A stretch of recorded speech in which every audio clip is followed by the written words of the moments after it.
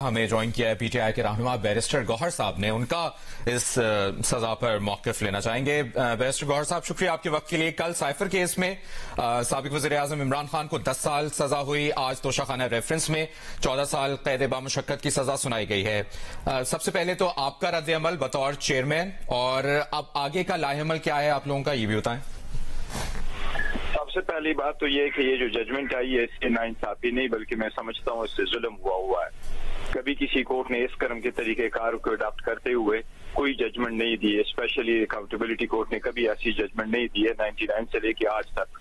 ये हिस्ट्री में first time हुआ है। और अल्लाह यूं रहा है कि एक तरफ नेब जो है एक पार्टी के लीडर्स के खिलाफ सारे केसेस विड्रॉ कर रही है और दूसरी तरफ फुल फोर्स के साथ अदालतों को इस्तेमाल करते हुए एक लीडर को खुश करने के लिए इस किस्म की सख्त सजाएं दिलवाई जा रही है। कल भी जज साहब जो 342 की स्टेटमेंट लिखवा रहे थे, मुल्जिम का बयान सिर्फ बीवी का बयान हो रहा था। जज साहब उसी छोटे से बयान लिखवाने में 5 मरतबा उठे और वापस बैठे हैं, जो शो करता है कि अदलिया पे किस कदर दबाव है। अगर इसी किस्म की जजमेंट देनी है तो मेरा ख्याल है लोग हक बजाने होंगे कि वो ये कहे कि अदलिया का रैंकिंग जो है और दर्जा वो 130 पे नहीं बल्कि 260 पे होना चाहिए।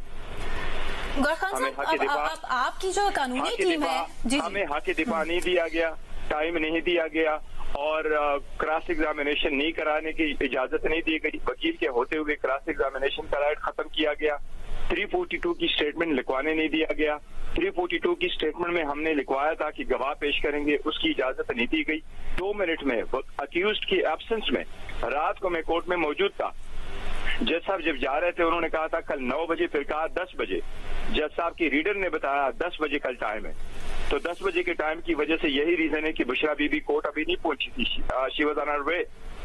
तो इस किस्म की तो जजमेंट आपने लिखवानी थी, फिर ये तरीकेकार अडॉप्ट करने ये तमाम तर मामला गौहर खान साहब आप ये अपील के तौर पर सामने रखेंगे, क्योंकि आपने साइफर केस में भी कहा था कि अपील का हक है और आप लोग अपील दायर करेंगे। इस पर हमारा इसमें हक है, अपील को फाइल करेंगे इंशाअल्लाह ताला और हाई कोर्ट से हमारी दरखास्त होगी जल्द से जल्द हमारी अपील सुनी जाएगी, क्योंकि इसमें बीबी का भी केस वो है। और मैं सब एक बात जरूर आपको बताऊंगा, बीबी का इस केस के साथ तोशाखाना के साथ दूर दूर तक कोई ताल्लुक नहीं। न बीबी के नाम रसीद है, न बीबी ने पैसे दिए, न बीबी के नाम कोई गिफ्ट आया है, न बीबी ने पर्सनली कोई गिफ्ट रिसीव किया है, न बीबी के रिकॉर्ड के मुताबिक कहीं मौजूद था। इससे पहले आपको अच्छी तरह मालूम है कि तोशाखाना का एक पहला भी ट्रायल चला था खान साहब के खिलाफ। तोशाखाना का सारा रिकॉर्ड आया था इलेक्शन कमीशन में, उसमें बीबी का तो दूर दूर तक कहीं जिक्र नहीं था। तो कन्विक्शन किस वजह से? ये सिर्फ और सिर्फ खान साहब को प्रेशर में लाने के लिए, उस पर दबाव डालने के लिए और सियासी जो वो कहते हैं ना पहले तराजू और फिर ये वाले जो कह रहे थे मुखालिफिन जो कह रही थी मरियम बीबी चढ़ चढ़ के जो बोलती थी, ये वही है। उनको तो सजाएं होंगी। एक बात वाज़ेह कीजिएगा, आप कह रहे हैं कि जब 10 बजे का टाइम दिया गया था उससे पहले फैसला सुना दिया गया, यानी कि बुखला को आने का टाइम 10 बजे था, तो क्या उससे पहले फैसला सुनाया गया? बुशरा बीबी तो 11 बजे पहुंची है। मैं कह रहा हूँ 10 बजे का तो टाइम पहले दिया गया था। तो जब 10 बजे का टाइम दिया गया था तो रूटीन में जब जाते हैं तो प्रोसेस में भी टाइम लगता है, इंटर होने में भी। तो अभी वकलाने इंटर होना था, 342 की स्टेटमेंट बयान मुल्जिम रिकॉर्ड होना था, उसमें हमने कहा था कि हम गवाह लेके आएंगे। मैं आपको उसकी एक मिसाल देता हूँ। इन्होंने कहा था कि हमने एक आम बंदे के पास, एक पार्ट टाइम बंदे से, घर के एम्प्लॉई के पास जाकर के कहता हमने वैल्यूएशन कराई और ये 300 करोड़ बनता है और हमारे पास एक्चुअल वैल्यूएशन है जिसमें इसकी वैल्यू इतनी है जितनी सी पहले से लगाई गई थी, ऑलमोस्ट उतनी है जितनी सी पहले लगाई गई थी। तो इसलिए इसको लाने से मना करने से लिए हमारा वो हक दिफा भी खत्म किया गया कि हम अपना गवाह लेके आए। ये दुनिया के किस कानून में हुआ है?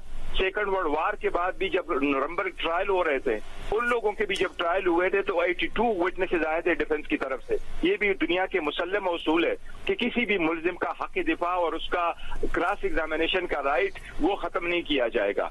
ये मैं चीफ जस्टिस से दरखास्त है, मेरी इस्लामाबाद हाई कोर्ट की चीफ जस्टिस नहीं, डायरेक्टली मैं काजी फैसल साहब से दरखास्त करता हूँ कि आपका अदलिया है, आपका मुल्क है, आप सरबराह है, ये 25 करोड़ आवाम को हम क्या दे रहे हैं कि इंसाफ का तराजू कैसे रखा जाएगा? क्या अदलिया को इस्तेमाल करके एक दूसरे से इंतकाम लिया जाएगा?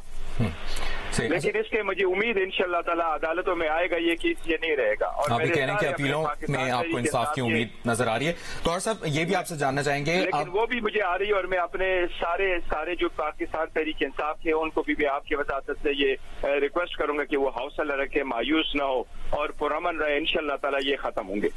सही। अच्छा, आप गौहर साहब, एक तो ये मामला है कि अब ये एक्सपेक्टेड था, जिस तरह साबिक वज़ीर आज़म इमरान खान ने ये अपने बयानात में कहते रहे हैं कि मुझे सजा होगी, ये होगा। अब 8 दिन रह गए हैं।